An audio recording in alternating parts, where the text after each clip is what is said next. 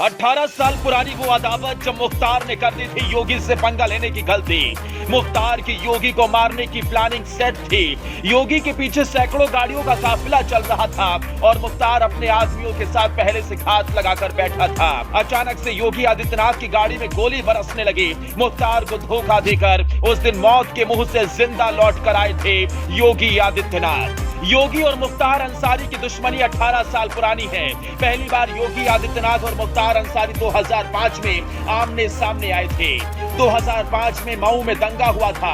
मुख्तार अंसारी वहां पर हथियारों को लहराकर खुली जीप में घूम रहा था। राज्य में मुलायम सिंह यादव की सरकार थी और मुख्तार को सत्ता का संरक्षण प्राप्त था। उस वक्त मुख्तार की तूती पूरे पूर्वांचल में बोलती थी। मुख्तार का खौफ ऐसा था कि मऊ में उसके बिना कहे कोई ठेका नहीं हो सकता था। उसके बिना इजाजत की कोई परिंदा पर नहीं मार सकता था, कोई खुली हवा में सांस भी नहीं ले सकता था। लेकिन इसके बाद भी गोरखपुर के तत्कालीन सांसद योगी आदित्यनाथ ने मुख्तार को खुली चुनौती दी और चल दिए सीना तान पूर्वांचल के सबसे बड़े डॉन से पंगा लेने। लेकिन उस वक्त ना वो सत्ता में थे और ना ही भारतीय जनता पार्टी सियासी तौर पर इतनी मजबूत थी। उस समय योगी आदित्यनाथ ने मुख्तार अंसारी को चुनौती दी थी और कहा था कि वो मऊ दंगे के पीड़ितों को इंसाफ दिला के रहेंगे।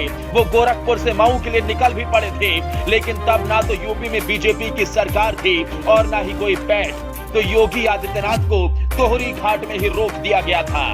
मऊ दंगे के 3 साल बाद यानी साल 2008 में योगी आदित्यनाथ ने मुख्तार अंसारी को फिर ललकारा था। योगी आदित्यनाथ ने हिंदू युवा वाहिनी के नेतृत्व में ऐलान किया कि वो आजमगढ़ में आतंकवाद के खिलाफ रैली निकालेंगे। तय तारीख के अनुसार 7 सितंबर 2008 को डीएवी डिग्री कॉलेज के मैदान में रैली का आयोजन किया गया। इसमें मुख्य वक्ता योगी आदित्यनाथ थे। रैली की सुबह गोरखनाथ मंदिर से करीब 40 वाहनों का काफिला निकला। उन्हें आजमगढ़ में विरोध की पहले से ही आशंका थी, इसलिए योगी आदित्यनाथ की टीम पहले से ही तैयार थी। योगी आदित्यनाथ का काफिला जब निकला तो सैकड़ों गाड़ियां पीछे थी, कई सौ मोटरसाइकिलें भी योगी योगी के नारे लगा रही थी। योगी आदित्यनाथ काफिले में 7वें नंबर की लाल एसयूवी में बैठे थे, तभी एक पत्थर उनकी गाड़ी पर आकर लगा। योगी के काफिले पर हमला हो चुका था। हमला सुनियोजित था। उस वक्त योगी ने यह संकेत दे दिया कि हमला मुख्तार अंसारी ने करवाया। योगी आदित्यनाथ ने कहा था कि काफिले पर लगातार एक पक्ष से गोलियां चल रही थी, गाड़ियों को तोड़ा जा रहा था, पुलिस मौन बनी रही। योगी आदित्यनाथ ने उसी समय कहा था कि हम इस लड़ाई को आगे बढ़ाएंगे जिसमें भी गोली मारी है। अगर पुलिस कार्रवाई नहीं करेगी तो गोली मारने वालों को उसी की भाषा में जवाब दिया जाएगा। और साल 2017 फिर आता है।